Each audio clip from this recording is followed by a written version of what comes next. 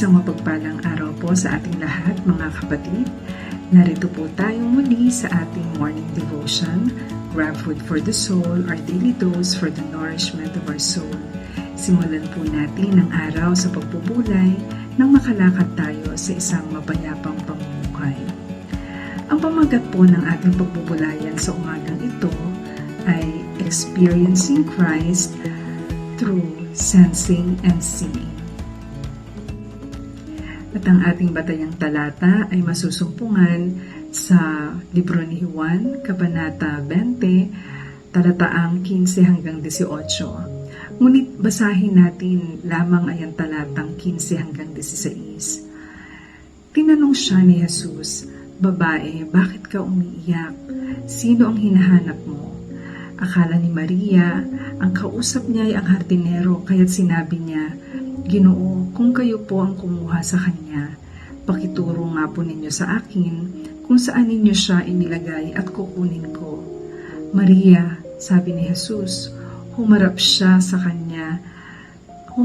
at kanyang sinabi sa wikang Hebreo, "Rabboni," na ang ibig sabihin, guro. Salamat at purihin ng Diyos sa ating pagkabasa at pagkarinig ng kanyang mga salita.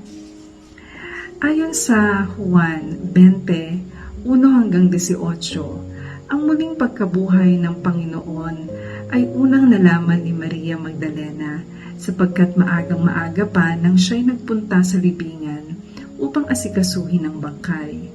Nagulat siya nang makitang naigulong na ang batong pantakip kung saan inihimlay ang Panginoong Hesus.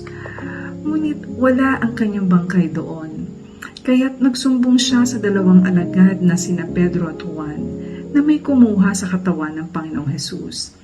At sa kanyang kalungkutan at pag-iyak, inakala niyang kinuha ng hardinero ang katawan ng Panginoong Hesus at dinala kung saan. Kalaunan sa kanyang patuloy na paghahanap, nagpakita sa kanya ang Panginoong Hesus na noong unay hindi niya nakilala hanggang mabanggit ang kanyang pangalan. Pagkatapos nito, nagmamadaling pumunta si Maria Magdalena sa mga alagad at sinabi, "Nakita ko ang Panginoon."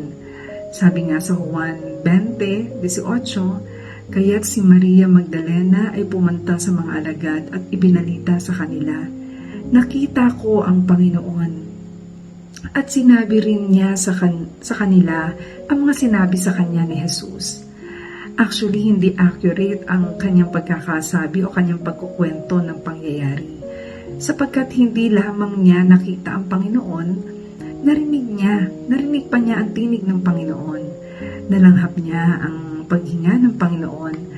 Naranasan niya ang kaluwalhatian ng Panginoon. Sa makatuwid, hindi lamang basta nakita, kundi naranasan ni Maria Magdalena ang Kristong buhay. She had total experience of the risen Christ. Kaya't ang dapat niyang nasabi, dapat sa alagad, nung kinukwento niya yung kanyang naranasan, ay naranasan ko ang Panginoon.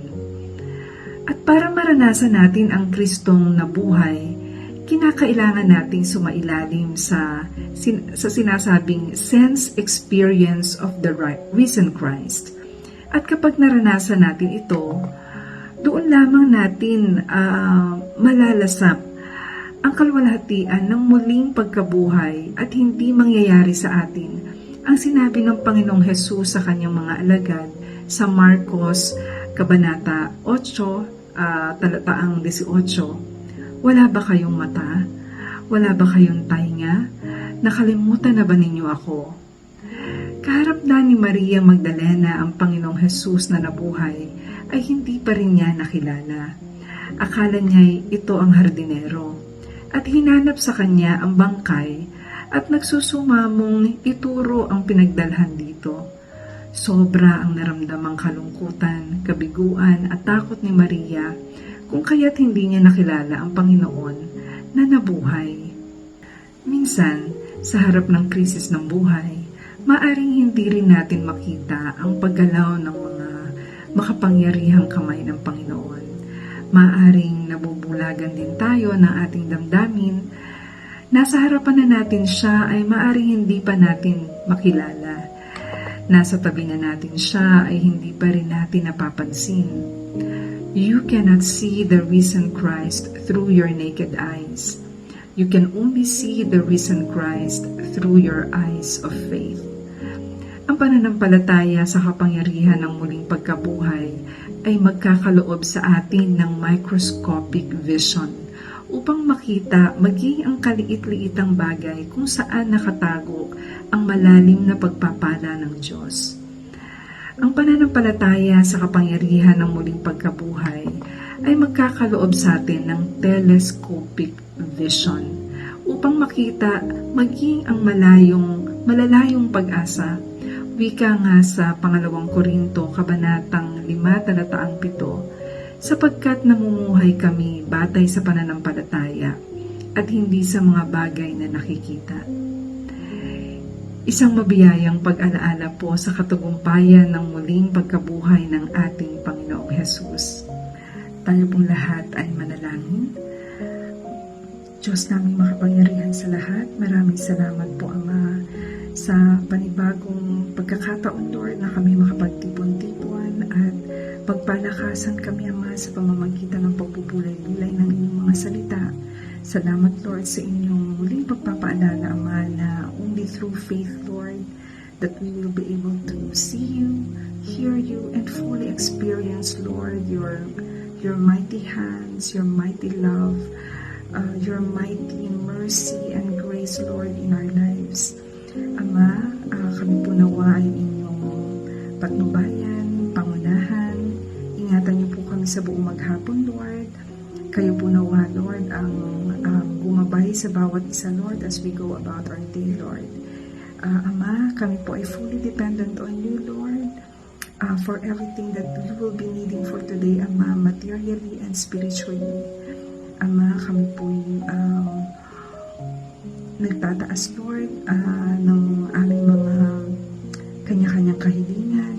At Ama, amin din pong itinataas sa inyo ang lahat ng may mga karamdaman, Lord, sa aming mga mahal sa buhay, sa aming mga kapatiran sa pananampalataya, Lord.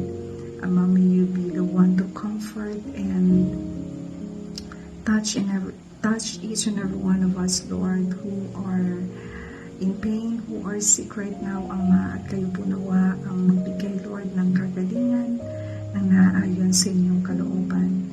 Ama, maraming salamat po sa inyo lamang po ang aming mataas na papuri. In Jesus' mighty name, this we pray with thanksgiving. Amen and amen. Papuri at pasasalamat sa Panginoon. Salamat po sa inyong pagsama sa pagbubulay-bulay ng salita ng ating Panginoong Diyos. A friendly reminder po sa ating lahat, be Christ-like in your workplace today. Tayo po ay humayo at maglingkod.